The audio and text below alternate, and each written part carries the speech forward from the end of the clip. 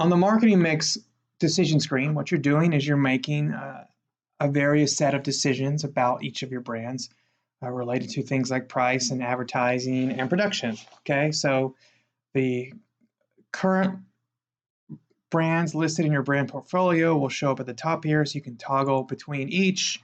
The first thing you want to do is specify production levels. You do that here. Just put in a new number. Price, you put in a new number. Same thing for advertising, media, and advertising research. Those numbers go there. Okay, this is where you enter them. This is where you do your targeting. You decide what % of your advertising efforts do you want to spend on each of these segments. So right now we've got savers at 40%, high earners at 10%, and so on and so on. You can move these around however you want. And any combination you do is fine as long as they all add up to 100%. Okay, so you'll need to make some good solid decisions about who is a target market, who really wants this product and who doesn't, and kind of prioritize those who definitely do want the product. Okay. All right, perceptual objectives in advertising. These are talked about a good bit in the Markstrat handbook. If you need to use these to help reposition your brand, this is where you do them.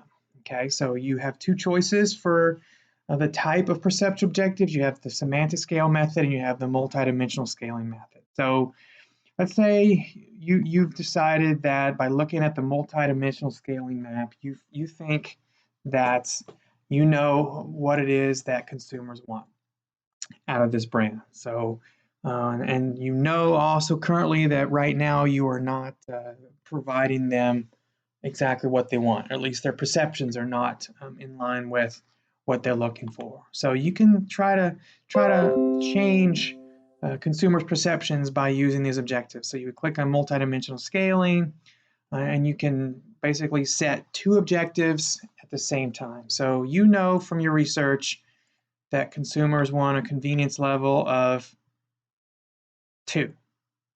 So you would just set this to 2. You also know they want a performance level of 18. So what you would do is you would move this to 18. Okay? What that does is it basically tells the advertising agency to create an advertisement with a message that really promotes this brand as having a convenience of 2 and a performance of 18.